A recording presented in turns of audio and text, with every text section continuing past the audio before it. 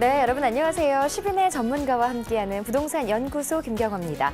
지난주 서울 집값 상승률이 올 들어 최고치를 기록했습니다. 지난주 서울 집값 평균 상승률은 0.05%로 올 들어 가장 높았는데요. 서울 집값은 지난해 12월 마지막 주부터 10주 연속 보합권에 머물다 지난달 중반 상승 전환한 데 이어 최근 그 상승폭을 늘려가고 있습니다. 특히 재건축 추진 아파트의 가격 상승세가 뚜렷한데요. 이 부동산 시장에도 봄 기운이 전해지고 있는 것일까요? 4월 5일에 전해드리는 부동산 연구소 지금부터 시작하겠습니다. 먼저 오늘 함께할 전문가 소개해드리겠는데요. 국제투자연구소 한능빈 팀장 나오셨습니다. 어서 오세요. 네, 안녕하세요. 네, 시그널 전문가와 함께하는 부동산 연구소. 오늘은 생각만 해도 이 답답한 부동산 투자를 명쾌하게 풀어보는 명쾌한 부동산 투자 OX 준비가 돼 있고요. 또 전문가분들이 직접 여러분의 부동산 고민을 객관적으로 상담해드리는 부동산 고민상담센터도 마련돼 있습니다. 이 부동산 투자에 대해서 궁금한 점 있으신 분들이라면 언제든지 참여해 주시면 되는데요. 전화번호 안내해드리겠습니다. 023-772-0273, 문자 샵 3772번으로 받고 있습니다. 또 인터넷 게시판도 활짝 열어놓고 있는데요. 에데일리 TV 시빈의 전문가와 함께하는 부동산 연구소 게시판 이용하시면 되니까요. 많은 참여 부탁드리겠습니다. 자, 그럼 답답한 부동산 투자를 속 시원하게 해결해 볼 수 있는 부동산 투자 OX부터 시작해 보도록 하겠습니다. 관련 내용 OX 퀴즈를 통해서 맞춰보시면 되는데요. 재미있고 쉽게 알아보도록 하겠습니다. 시청자 여러분도 함께 맞춰보시면 좋을 것 같은데요. 자, 팀장님 준비되셨나요? 네. 네. 자, 그럼 첫 번째 문제 내드리도록 하겠습니다.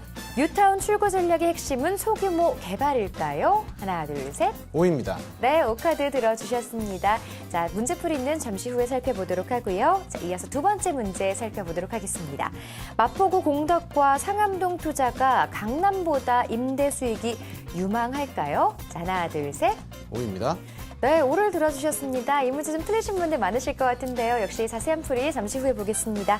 세 번째 문제 볼게요. 주택 감정가는 은행마다 다를까요? 자, 하나, 둘, 셋. O입니다. 네, 역시 오를 들어주셨고요. 자, 이제 마지막 문제입니다. 상가 주택 투자, 신축보다는 노후 주택이 수익률이 좋을까요? 자, O일까요, X일까요? 하나, 둘, 셋. X입니다. 네, X 들어주셨습니다. 자, 그럼 지금부터 여러분이 이제 문제풀이 차근차근 짚어보시면서 내가 틀린 문제는 어떤 부분이 틀렸는지 좀 자세하게 살펴보시면 좋을 것 같습니다. 첫 번째 문제부터 살펴볼게요.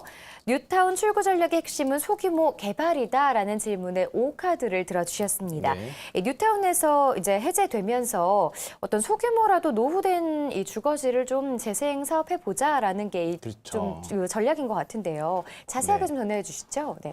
일단 뉴타운이라는 것 자체가 2002년도에 미아와 은평 그리고 왕십리를 시작으로 그 지정이 된 다음 연도부터 이 지역의 가격이 집가가 굉장히 올랐어요. 네네. 그러면서 너도 나도 신청을 하게 되었고 2004년 총선이라던가 2006년에 있던 다양한 그 선거들에서 각 국회의원들이라던가 지자체 그 임원급들이 공약을 내세웠던 것 중에 한 개가 바로 뉴타운입니다. 그렇죠. 그래서 그 당시에는 뉴타운 공약은 곧 당선이다라는 공약이 공식이 생길 정도로 그렇게 인기가 많았고요. 네. 그 덕분에 서울 지역 안에서만 총 683군데가 지정이 됐습니다. 굉장히 많네요. 너무나 많죠. 네. 하지만 2013년 뉴타운 출구 전략으로 인해서 여기서의 42%인 293곳이 지정 해제가 완료가 된 상태입니다.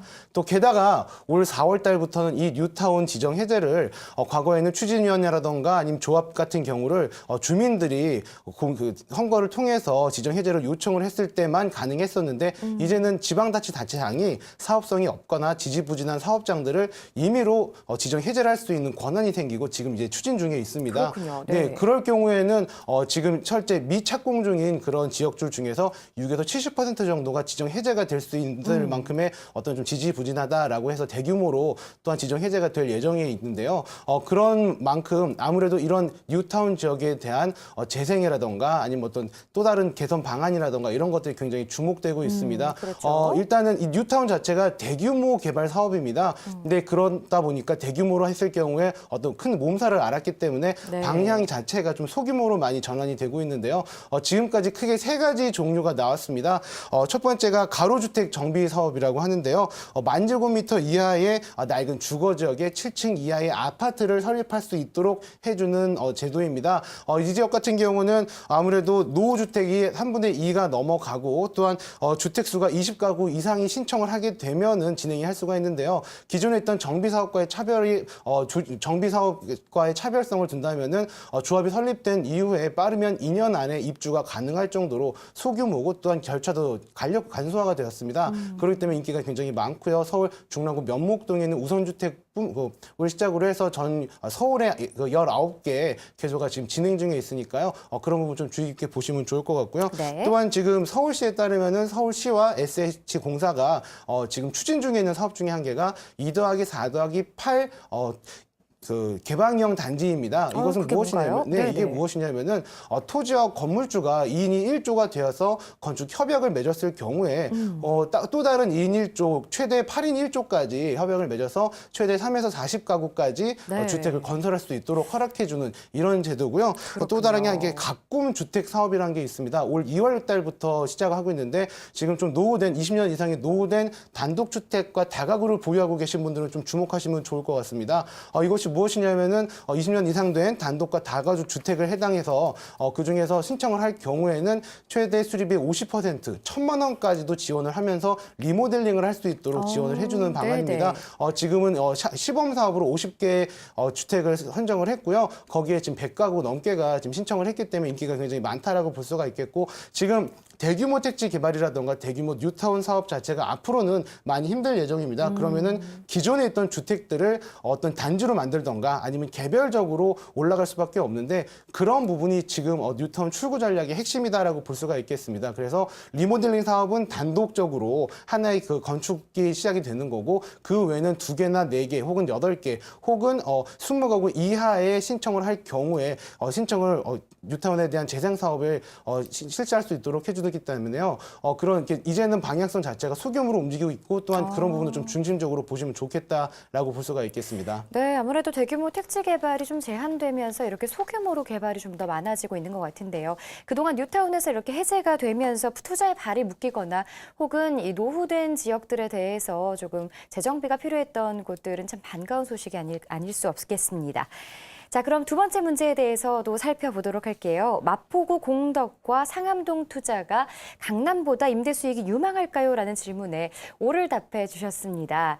일단은요, 어떤 마포라든가 상암은 업무 중심지이긴 하지만 그래도 이 투자의 가장 1번지라고 불리는 강남보다 이렇게 임대 수익성이 좀 높을 수 있을까요? 네. 일단 이것을 보시면 좋겠는데요. 물론 강남 자체는 임대 소득 금액은 높습니다. 마포의 상암이라든가 공덕보다는 하지만 투자금 대비 이 수익률을 볼 때는 더 유망하다라고 말씀을 드리는 거고요. 네. 왜 이런 근거가 무엇이냐? 그 지역적인 특색이라는 게 있습니다.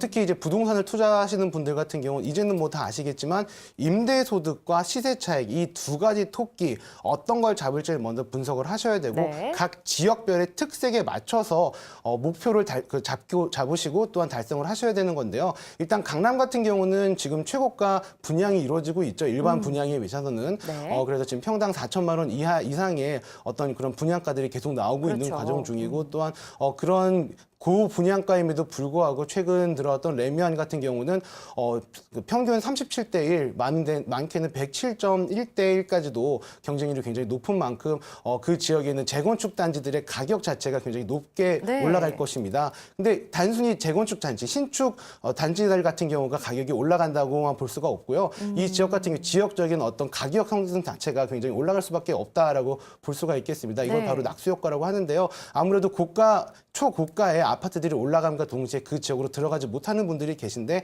거기에 대해서 다른 방법으로 이제 그 인근에 있는 주택들로 수요가 많이 몰리게 되고요. 그렇죠. 그러다 보면 기존에 있던 주택들도 가격이 올라갈 수밖에 없기 때문에요. 임대소득의 목적도 좋겠지만 그 외 시세 차익도 충분히 유망한 지역이라고 볼 수가 있겠습니다. 네. 왜냐하면 강남 같은 경우는 간단하게 보시면은 이 시세 차익이 쉽게 올라갈 수 있는 부분들은 신축의 아파트 단지들이 많고 네. 또한 3, 4인 가구들의 주거 지역들이 많이 있어야 됩니다. 또한 직장이 인근에 있기 때문에 교육 환경도 좋아야 되고요. 네. 그래서 온 가족이 3, 4인 가족이 자녀부터 어른까지 직장과 교육이 잘 되어 있는 이런 지역이 가격 상승에 큰 여건이 되고요.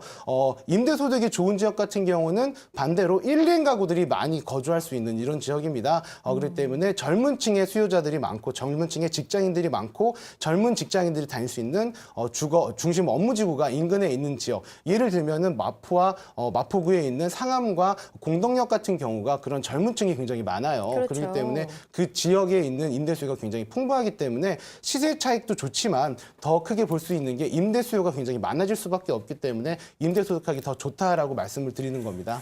그렇군요. 강남권 같은 경우에는 어떤 이 시세 차익이 좀 더 유리하다라고 보여지긴 하지만요.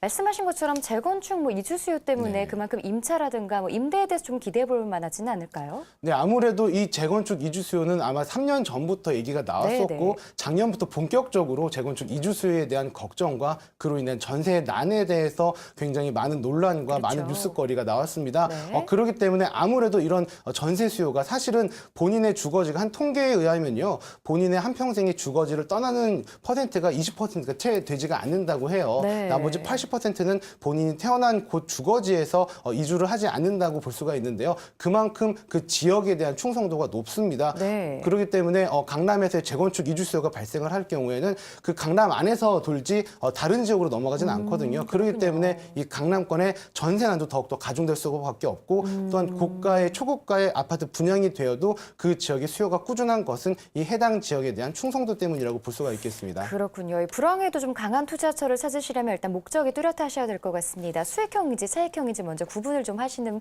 이런 부분도 꼼꼼하게 살펴보시기 바랍니다. 자, 그럼 세 번째 문제 살펴보도록 하겠습니다. 주택 감정가는 은행마다 다르다라는 질문에 O를 선택을 해주셨습니다. 왜 은행마다 다른지 사실 소비자 입장에서는 이 몇만 원이라도 굉장히 아끼고 그렇죠. 싶은 게 실정이잖아요. 네, 일단 왜 다른 건가요? 일단은 먼저 보셔야 될 게 주택은 크게 두 가지로 분류가 되어 있는데요. 아파트와 비아파트로 분류가 되어 있습니다. 아파트의 경우는 동일한 평형대와 동일한 입지 여건을 갖고 있는 굉장히 많은 가구들이 한 곳에 몰려 있기 때문에요. 일반적으로 평준화가 될 수가 있습니다. 네. 그렇기 때문에 지금 보통 일반 은행권 같은 경우가 담보대출을 할 때 감정가를 맞을 때는 KB 국민은행 시세로 대부분 맞추기 때문에 아파트 같은 경우는 큰 차이가 없습니다. 하지만 단독이나 다세대 그리고 빌라 같은 이런 지역 같은 경우는 다 다른 입지 여건과 다 다른 도로 상황을 갖고 있습니다. 네. 그렇기 때문에 개별적으로 분석을 할 수밖에 없는데요. 이럴 경우에 은행 같은 경우는 은행 직원이 직접 나가서 임장을 나가서 매기던가 아니면 한국감정원에 의뢰를 해서 갑니다. 그럴 경우에 직원들이 개별적으로 신청을 하는데 단순히 주택의 컨디션이라던가 이런 것만 보는 게 아니고 교통 현황, 입지 여건, 직장과의 근접성 이런 종합적으로 보기 때문에 주관적인 의견이 많이 들어가게 됩니다. 네. 그러다 보니까 아무래도 은행별로 감정가를 매기는 게 굉장히 다를 수밖에 없는데요.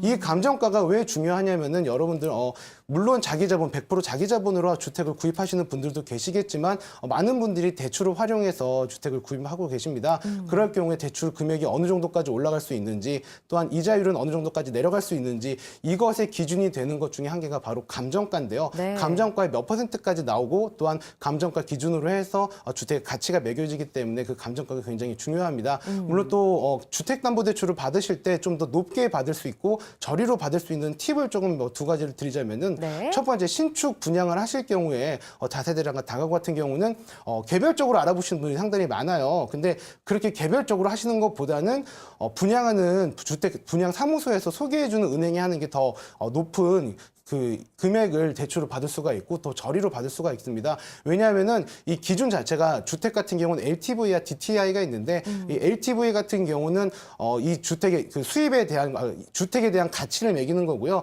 DTI 같은 경우 개인의 소득에 대한 월 이자 납입액의 능력을 보고 하는 건데요. 네. 이렇게 하면 개인의 능력보다는 건축주의 능력이 더 사실은 높게 평가가 됩니다. 그렇군요. 그렇기 때문에 더 많은 금액 그리고 더 저리로 볼 수가 있기 때문에 단순히 개인이 알아보시기보다는 분양하는 업체에서 소개해주는 은행 쪽으로 가시는 게 좀 더 저렴하게 볼 수 있다라고 볼 수가 있겠고요. 또 다른 방법은 임차 보증금에 대한 문제가 있습니다. 네네. 네, 그 LTV를 산정을 할 때 기본적으로 주택의 가치도 있고 하지만 더 크게 보는 것이 바로 소액 임차 보증금에 대해서 일단 제하고 그다음에 그 대출 금액을 산정을 하는데요. 왜 그러냐면은 일반적으로 우리나라 같은 경우는 주택이 경매에 넘어갔을 경우에 최소 임차 보증금액 현재는 3,400만 원은 어떤 것보다 최우선 순위로 보호를 해줍니다. 그렇기 때문에 그 부분은 은행에서 손해를 보지 않기 위해서 제외를 하고 그다음에 하는데요. 그럴 경우에 한국주택금융공사에서 하는 보증 제도가 있습니다. 그것을 활용할 경우에는 1년에 한 34,000원에서 10만 원 정도의 수수료만 내면은 그 3,400만 원의 소액 임차 보증금까지도 대출을 받을 수가 있기 때문에 더 많은 금액을 받을 수 있다라고 볼 수가 있겠습니다. 그렇군요. 감정할 때 주택의 상태뿐만 아니라 교통 여건 등 다양한 부분을 보기 때문에 은행마다 조금씩 달라진다고 하니까요. 이런 부분도 참고하시기 바랍니다. 자, 이제 마지막 문제 살펴보도록 할게요. 상가주택 투자, 신축보다는 노후주택의 수익률이 좋을까요? 라는 질문에 X카드를 들어주셨습니다. 자, 역시 신축이 월세받기에 좀 더 유리하다 이렇게 봐도 될까요? 일단은 먼저 보셔야 되는 게 상가주택이란 것이 어떤 것이냐, 뭐 많은 분들은 아시겠지만 1층은 상가, 2층, 3층, 4층은 주택으로 구성되어 네네. 있습니다. 그래서 보통 4층의 주인 세대에서는 본인들이 살고 그다음에 1층, 2층, 3층의 임대소득을 개인이 매일 월 연금처럼 받을 수 있기 때문에 많이 네네. 선호도가 높은데요. 지금 여기 가서 보실 때는 물론 알아보실 때 상가주택을 알아보실 때 굉장히 혼란스러울 겁니다. 왜냐하면 노후주택 같은 경우 가격이 더 저렴해요. 그리고 임대 수익률만 본다면은 신축보다 높습니다. 네네. 왜냐하면은 신축 같은 경우는 노후주택 같은 경우 지가만을 보고 평가를 하는데요. 신축 같은 경우는 지가에다가 건축비 그리고 건축업자의 마진까지도 합쳐져서 나오기 때문에 금액이 다소 비쌉니다.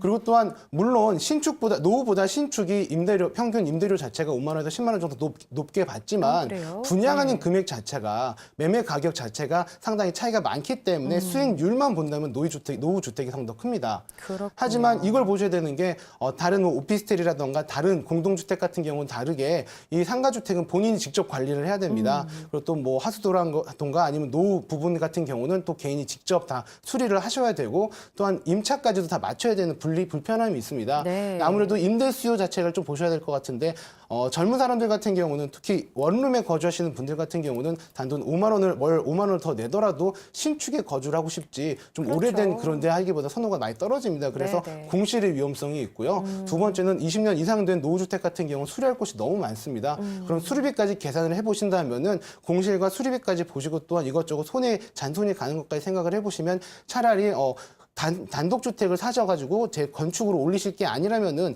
단순히 연금형 수익을 받으실 분들 같은 경우는 신축 상가를 하시는 게 마음도 편하고 또 큰 돈도 안 들어가기 때문에 더 안전하다 볼 수가 있겠습니다. 네, 매매 가격이라든가 관리 비용 등으로 세세하게 따져보았을 때는 신축이 아무래도 수익성이 조금 더 나을 것 같다라는 의견을 드렸으니까 참고하시기 바랍니다. 자, 이렇게 해서 오늘 명쾌한 부동산 투자 OX 퀴즈 문제 모두 함께 풀어봤고요. 계속해서 한능민 팀장과 함께 여러분의 고민을 직접 상담해드리는 부동산 고민상담센터로 돌아오도록 하겠습니다. 저희는 잠시 후에 다시 돌아오겠습니다.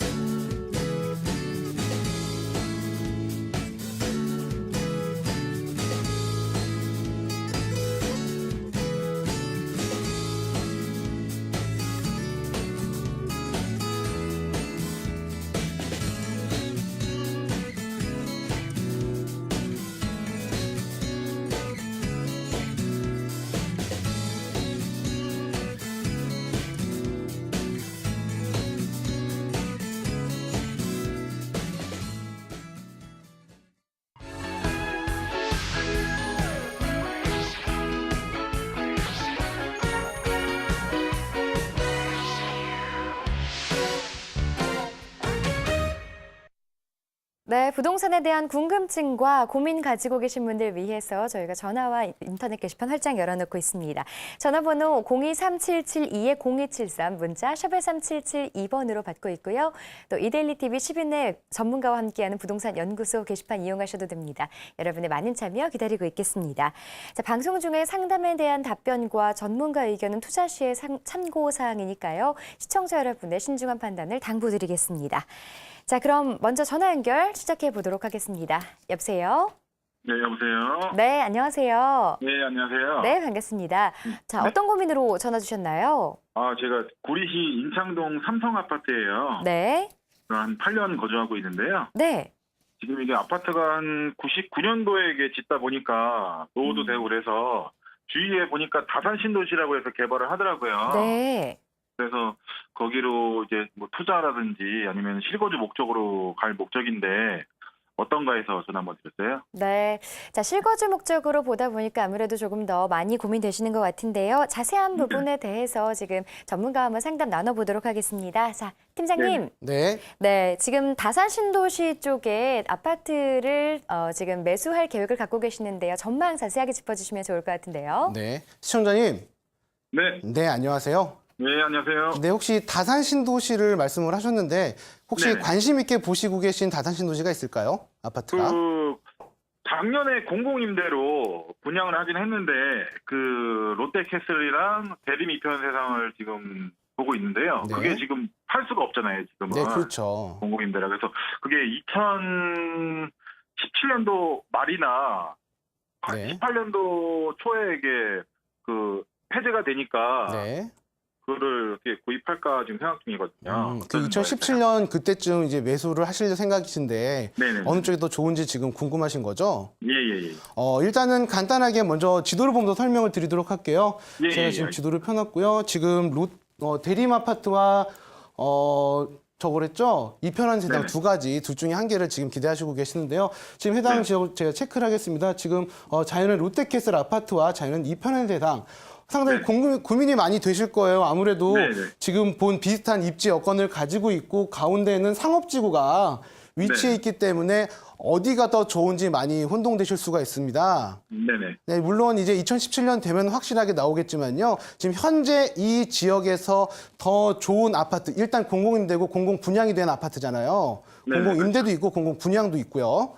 네. 공공분양 같은 경우는 평균 평당 3.3제곱미터당 800에서 900만 원 초반 정도로 형성이 되어 있었거든요. 네. 근데 둘 다 같은 금액이었어요. 네, 맞아요. 네, 그렇죠. 그렇기 때문에 많은 투자자분들께서 고민을 많이 하셨는데요. 일단 결론부터 말씀드리면 저는 이 자연은 롯데캐슬에 한 표를 던지고 싶습니다. 아, 그래요? 네, 혹시 8호선 연장 착공이 들어간 건 알고 계시죠? 네, 알고 있어요. 네, 여기 혹시 다산역이라고 아시나요? 다산역이요? 다산역.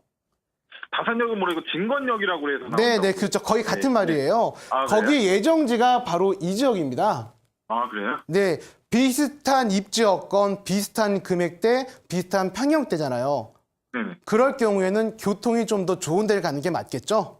네, 그렇죠. 기본적으로 이 8호선 자체가 이렇게 흘러가고 여기에 위치이기 때문에요.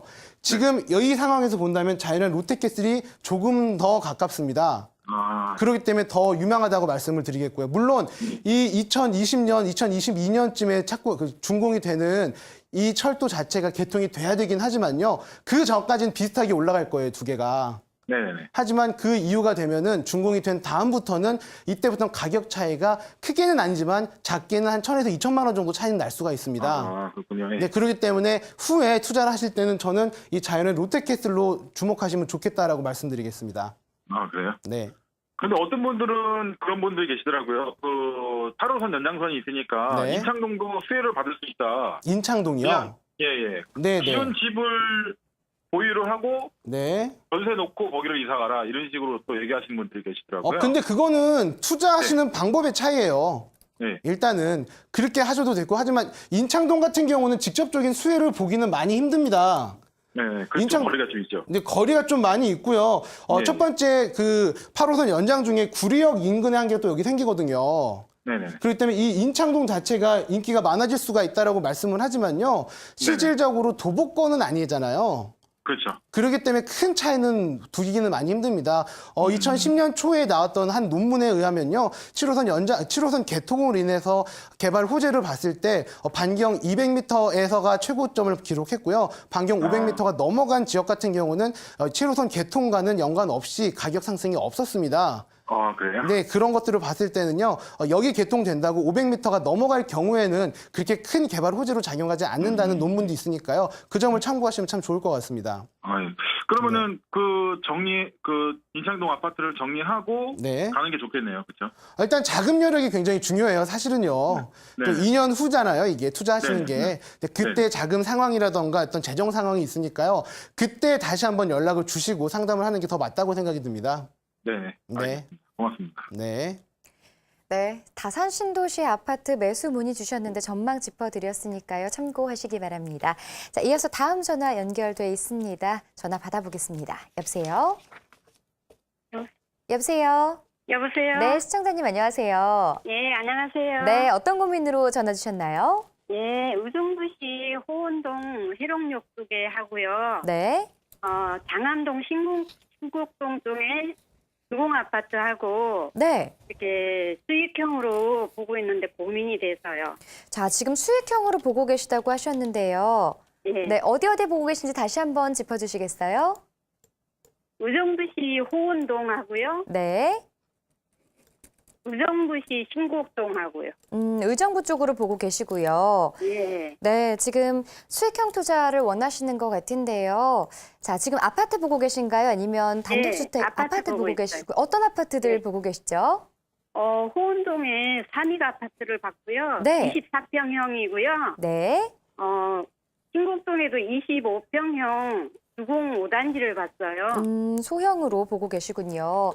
예. 자, 자세한 부분 한번 그럼 전문가와 상담 나눠보도록 하겠습니다. 자, 팀장님. 네. 네, 의정부시 쪽에서 수익형 부동산 투자를 원하고 계시는데요. 자세한 상담 부탁드릴게요. 네, 시청자님 안녕하세요. 예, 안녕하세요. 먼저 의정부 지역을 주의 깊게 보시는 원인이 있나요? 제가 의정부 쪽에 살았었고요. 현재 부천 쪽에 거주하고 있어서 네. 다니기가 좀 수월해서요. 관리의 용이성 때문에. 예. 그렇죠. 아무래도 뭐 수익형 부동산을 바라보시니까 월세를 받으실 거고, 또한 월세의 특성상 세입자 같은 경우가 어떤 관리적인 부분이라던가 이런 부분을 요청을 했을 때 직접 가셔가지고 또 하셔야 되니까 그런 부분 때문에 걱정이 되시는 거죠. 예. 네, 일단은 저는 물론 이 의정부시 자체가 월세 수입이 나쁘지는 않아요. 이 의정부 지역 자체가 아파트의 평균 월세 수익률 자체가 한 4% 정도가 나오거든요. 예. 그렇기 때문에 지도를 보면서 설명을 드리도록 하겠습니다. 그 지도를 보면서 지금 말씀하신 곳이 바로 이제 회룡역 인근과 예. 신곡동이란 말이에요. 예. 근데 이제 회룡역 같은 경우는 보시면은 의정부 경전철도 있고요. 또한 1호선이 위치해 있고요. 하지만 신곡동 같은 경우는 그렇지가 않아요. 예. 일단 차이가 있을 수밖에 없겠죠. 물론 회룡역 자체가 회룡역의 초역세권이라고 부를 수 있는 반경 한 300m 안쪽 같은 경우는 시대 차익도 가능한 그런 지역입니다. 예. 하지만 신곡동 같은 경우는 좀 약간 떨어지는 부분이 있어요. 가격 상승이 안 되고 있거든요. 예. 그렇기 때문에 단순히 아파트를 보유하실 때 이게 시세 차익도 보시면서 월세 소득도 얻기를 원하시는 거잖아요. 예. 그렇기 때문에 지금 전화를 주셔서 했던 거고요. 예. 아마 단순히 월세 수입만 보신다면은 그렇게 고민은 안 하셨을 거예요. 예. 하지만 미래 가치 또한 보셔야 되니까 아마 전화를 주셨는데요. 그럴 경우에는 가장 크게 작용을 하는 게 물론 의정부 내에서의 의정부 산업단지와의 접근성도 중요하겠지만요. 좀 더 장기적으로 봤을 때는 서울과의 접근성을 봐야 됩니다. 예. 그렇기 때문에 저는요. 회룡역 인근에 있는 아파트를 추천하고 싶습니다. 예. 네. 근데 연식이 한 네. 18년 된 거는 한 2억대 초반이고요. 네. 13년 뭐 한 5, 6년 된 거는 뭐 2억 6천원 대부터 3억까지 가거든요. 그러니까 24평. 지금 현재 이 의정부의 특성이요. 예. 사실은 역세권이냐 아니냐 보다는 아파트가 몇 년이 되었느냐에 따라 금액대가 달라요. 의정부 전반적으로 다. 예. 근데 지금 당장이야 그렇게 차이가 날 수밖에 없는데요. 이 의정부 자체가 굉장히 오래된 지역이잖아요. 예. 그렇기 때문에 앞으로의 재건축이라던가 이것까지도 생각을 해볼 수가 있어요. 예. 그렇죠. 그럴 경우에는 아무래도 역세권 인근이 더욱더 유망하다라고 말씀을 드릴 수가 있겠습니다. 예. 네, 그렇기 때문에 저는 회룡역 인근에 교통이 있는 지하철을 통해서 서울과의 접근성이 뛰어난 이 회룡역 인근에 있는 아파트들을 추천을 드리고 싶습니다. 예. 네. 네. 자, 의정부 쪽에 소형 아파트 투자 전망 전해드렸으니까 참고하시고요. 전문가 의견은 회룡역 쪽을 조금 더 보시는 게 좋겠다는 의견입니다. 참고하시기 바랍니다. 자, 이번에는 문자 상담 함께 보겠습니다. 6423님이 보내주신 사연입니다. 중랑구 신내동 동성아파트 1차 25평형 매도 시기 알려주세요라고 보내주셨네요. 자, 보유 중이신 아파트 지금 거주 중이신지 아니면 투자 목적으로 보유하고 계신지는 잘 모르겠지만요. 일단은 매도 타이밍과 전망에 대해서 물어보셨습니다. 자, 전문가님. 네. 네, 중랑구 신내동의 동성아파트 매도 타이밍 좀 자세하게 짚어주시죠. 네, 알겠습니다. 먼저 지도를 보면서 설명을 드리도록 하겠습니다. 신내 동성아파트가 지금 이 지역에 있고요. 인근에는 봉화산 근린공원이라던가 혹은 2011년에 들어갔습니다. 서울시 특별시 서울의료원 이 위치에 있기 때문에요. 건강상 이 지역에 거주하시는 분들의 특징이 조금은 연세가 있으신 분들이 산책과 또한 건강까지 챙길 수가 있기 때문에 많이들 들어가십니다. 하지만 가격이 올라가지 않는 단점이 있어요. 이 지역 같은 경우가. 왜냐하면 이 지역 같은 경우가 좀 지금 현재 전체적으로 신내동 단지 자체가 한 20에서 25년 정도가 된 아파트들이 주로 이루기 때문에요. 아파트의 노후도가 참 가격을 상승의 여력에 발목을 잡고 있는 중입니다. 또한 인근에 보시면은 신내 보금자리 개발지구가 위치해서 지금 입주가 완료가 되었고요. 또한 이 지역 같은 경우도 북부 간선도로라던가 많은 교통 호재들이 있었기 때문에 여기에서 가까운 지역들, 특히 홈플러스가 인근에 있는 신내동에 있는 봉화산역 인근에 있는 아파트들이 소폭 올랐습니다. 다시 말해 크게는 오르지 않았습니다. 많은 개발 호재가 있었지만요. 그렇기 때문에 이 지역 지금 매도를 해야 되냐, 보유를 해야 되냐 걱정이 되실 텐데요. 실거주를 하고 계시는 중이라면은 좀 더 갖고 계셔도 돼요. 왜냐하면은 이 교통 호재들이 있는데 이 신내역이 6호선 연장이라던가 아니면 또 다른 경전철이 면목에서 신내역에서 청량리까지 가는 면목선이 지금 예정이 되어 있기 때문에요. 앞으로 한 10년 정도 후 같은 경우는 가격 상승 여력이 충분히 있습니다. 그렇기 때문에 실거주라면요. 이 지역 주거 만족도가 높은 지역입니다. 보유하셔도 좋습니다. 하지만 단순히 투자로 보시고 전세를 활용해서 혹은 월세를 받기 위해서 가신다면은 이 지역 말고 다른 지역으로 눈을 돌리시면 좋겠다고 말씀을 드리겠습니다.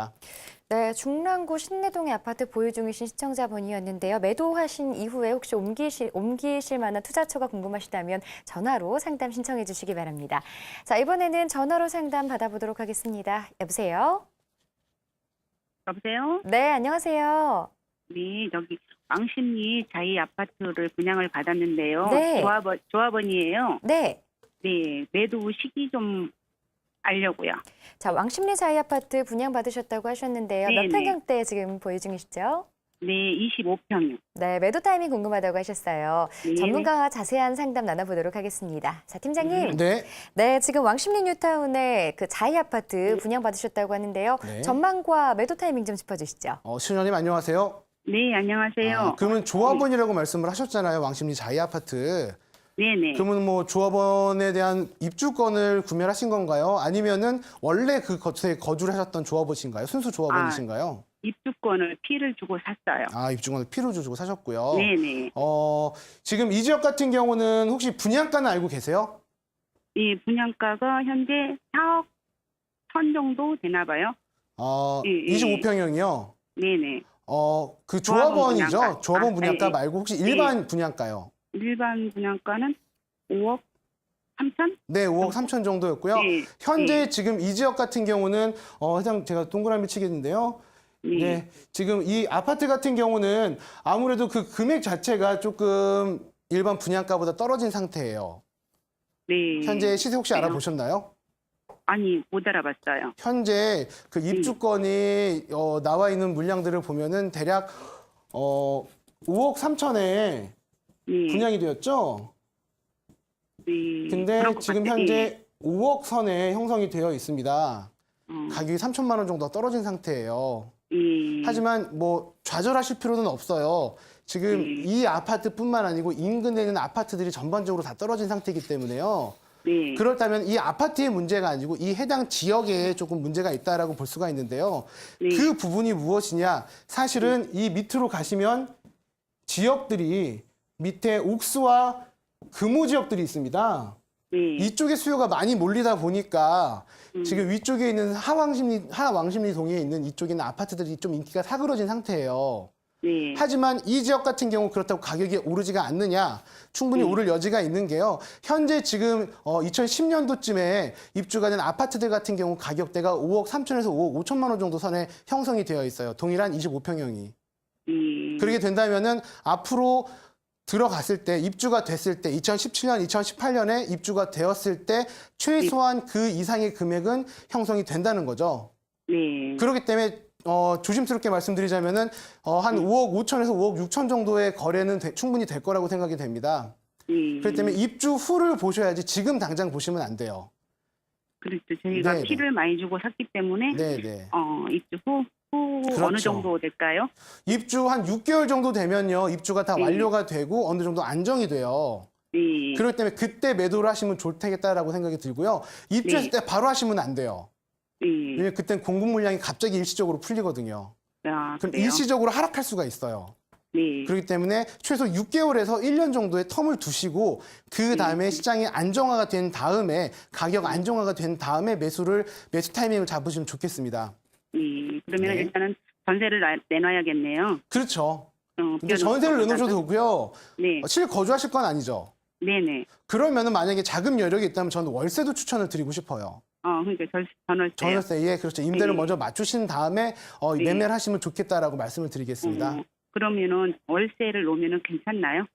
그렇죠. 아무래도 이 지역 같은 경우는 꾸준하게 임대 수요가 풍부한 지역이기 때문에요. 물론 지하철 같은 경우는 5호선과 뭐 3호선이라던가 이런 게 있지만 버스를 활용해서도 충분히 강남과의 진출동이 굉장히 용이하기 때문에요. 인기가 많은 지역이에요.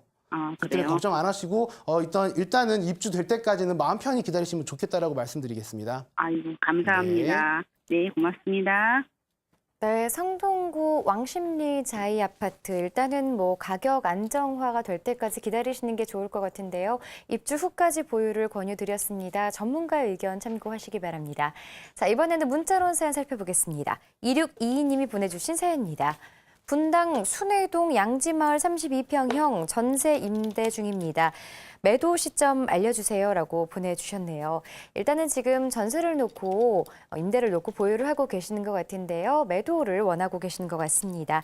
자, 전문가님. 네. 분당 순회동에 있는 아파트 현재 매도 타이밍이 궁금하다고 하시는데요. 좀 자세하게 답변 부탁드릴게요. 네, 일단은 분당에 대해서 굉장히 많은 관심들이 있고 꾸준하게 2014년 수직 증축 리모델링이라는 어떤 한 제도가 나오면서 많은 관심을 받은 지역 중에 한 군데예요. 거기에 대표적인 지역이 바로 분당입니다. 분당 같은 경우는 1기 신도시로서 1990년 초반때 그때 입주가 시작되었는데요.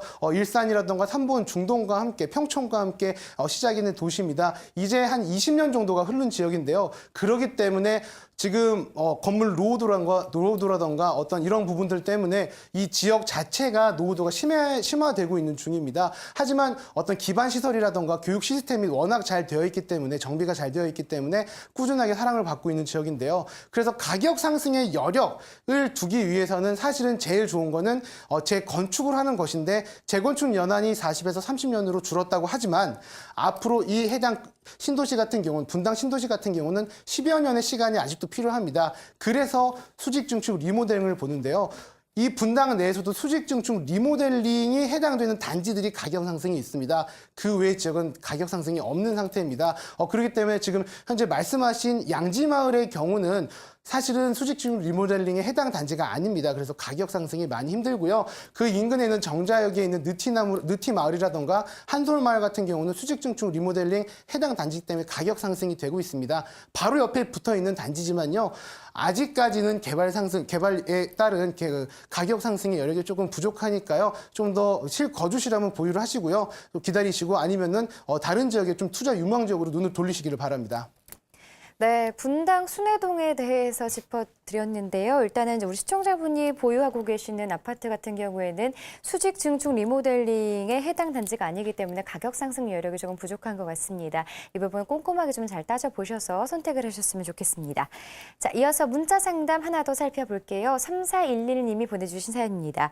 동탄 이신도시 반도유보라 7차 아파트 104동 고층을 분양받았는데요. 분양권을 매도할지 보유할지 고민입니다.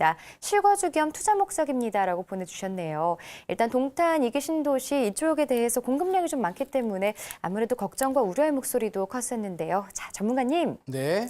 네, 이분 지금 보유를 해야 하는 건지 아니면 매도를 해야 되는 건지 거주도 직접 하면서 향후에 투자를 생각하다 보니까 고민 많으신 것 같은데 답변 좀 부탁드릴게요. 네, 일단은 먼저 간단하게 말씀을 드리면요. 이 신도시들, 2기 신도시 이상의 신도시들이 굉장히 이제는 많이 분양이 되었고 입주가 예정되어 있습니다. 그렇기 때문에 굉장히 고민들이 많으실 거예요. 특히 이 동탄 이신도시의 반도 유보라 같은 경우도 분양 청약 경쟁률을 본다면은 해당 당해 지역에 있는 경쟁률보다는 대부분이 서울과 기타 경기 지역에 많은 수요가 몰려 있었고 대부분 분양받으신 분들이 그분들입니다. 다시 말씀드리면 투자 목적으로 들어가신 거고요. 물론 동탄 이신도시 작년 한 해 동안 굉장히 인기가 많은 지역이겠죠. 그래서 프리미엄도 상당히 많이 붙은 상태였고요.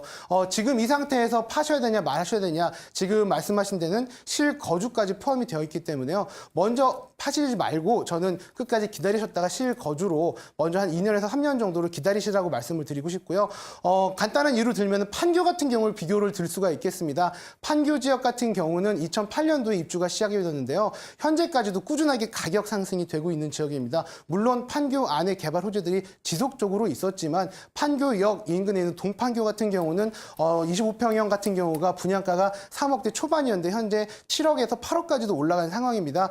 꾸준하게 올라가고 있습니다. 왜냐하면은 신도시란 것이 처음에는 굉장히 유령도시 같이 아직 다 건설이 되지 않기 때문에 기반 시설이라던가 상업 시설들이 입점이 되지 않은 상태이기 때문에 많이 붐비거나 이러지 않기 때문에 조금 걱정이 많이 되실지도 모르겠는데요. 어느 정도 해당 단지 같은 경우가 신도시 자체가 제대로 형성이 되는 시간 자체가 2년에서 한 4년 정도로 보시면은 상업시설뿐만 아니고 모든 기반시설이 들어올 수 있는 그런 시간이 있습니다. 그때까지 기다리시고 그다음에 매도를 하시면은 좀 더 많은 시세 차익을 기대할 수 있을 거라 말씀드리고 싶습니다. 네, 일단은 동탄이 신도시 실거주 목적도 가지고 있기 때문에 보유를 권유드렸습니다. 2, 3년 후에 시장의 흐름을 좀 계속 쭉 살펴보시다가 그때 다시 한번 매도 타이밍 잡아보시는 게 좋을 것 같습니다. 전문가 의견 참고하시고요. 자, 이어서 이번에는 전화로 상담 연결해 보겠습니다. 여보세요? 여보세요? 네, 안녕하세요. 네. 네, 반갑습니다. 어떤 고민으로 전화 주셨나요?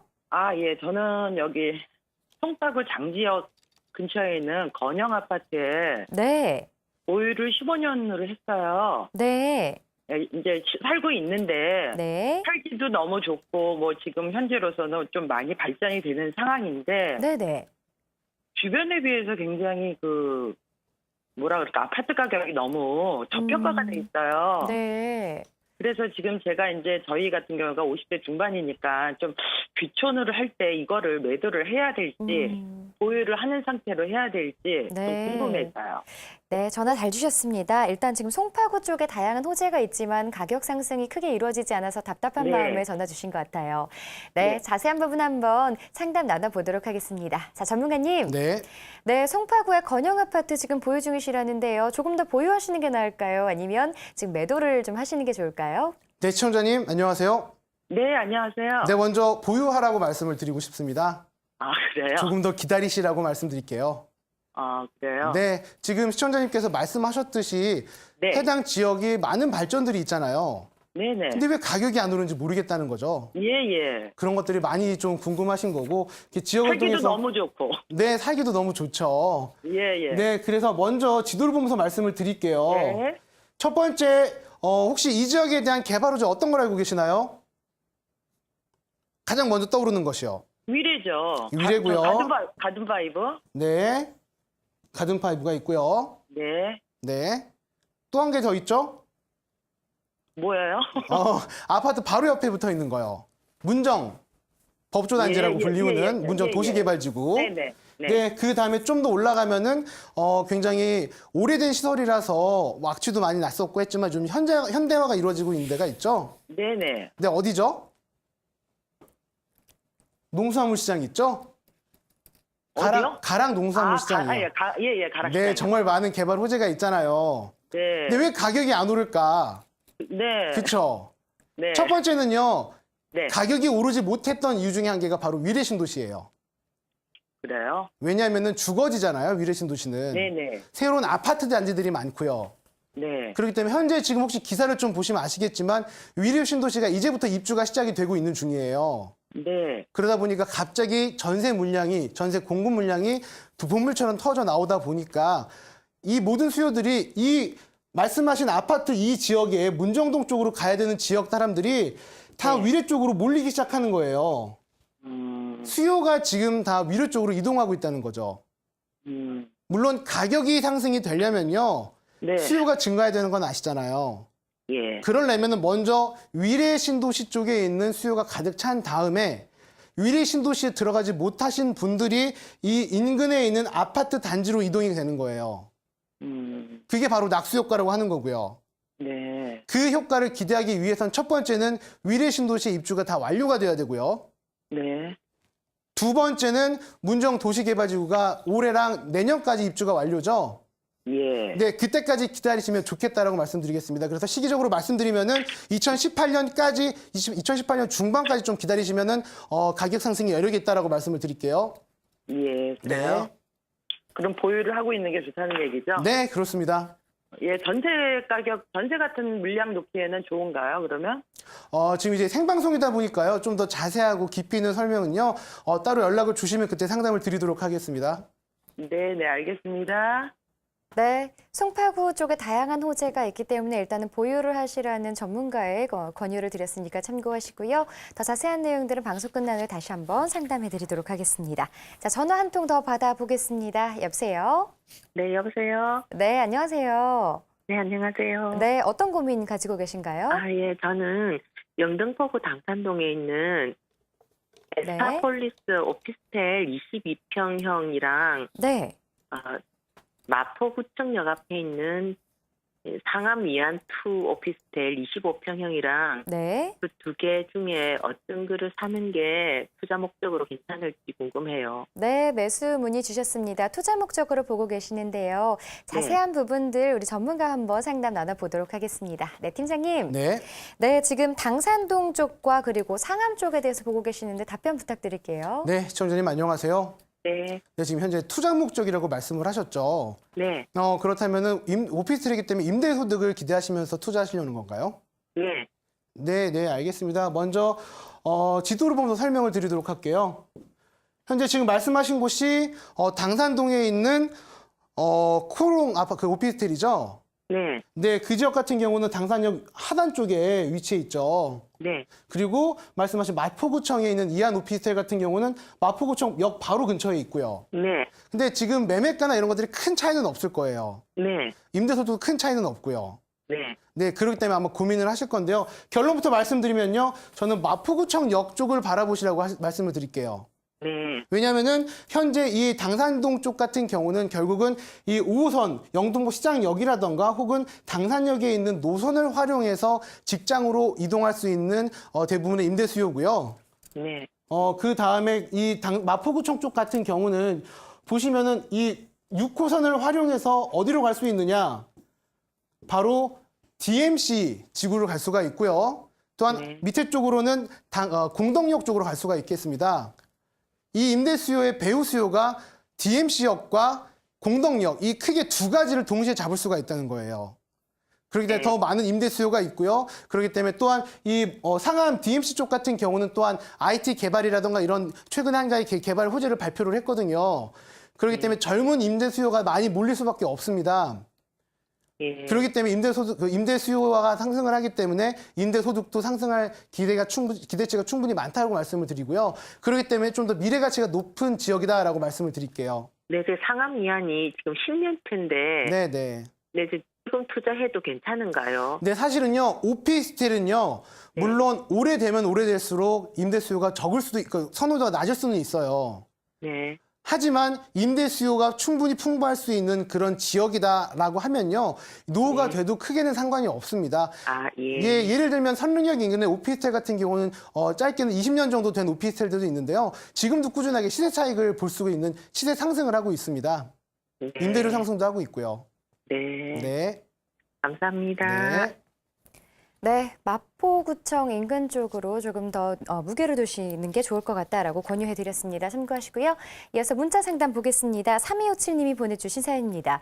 광진구 사양동 한강 현대아파트 실거주 및 투자 목적으로 매수해도 될까요? 라고 보내주셨네요. 자, 전문가님. 네. 네, 지금 이 실거주 및 투자 목적으로 매수 희망하시는데요. 좀 답변 네. 부탁드릴게요. 네, 알겠습니다. 먼저 지도를 보면서 설명을 드리도록 하겠습니다.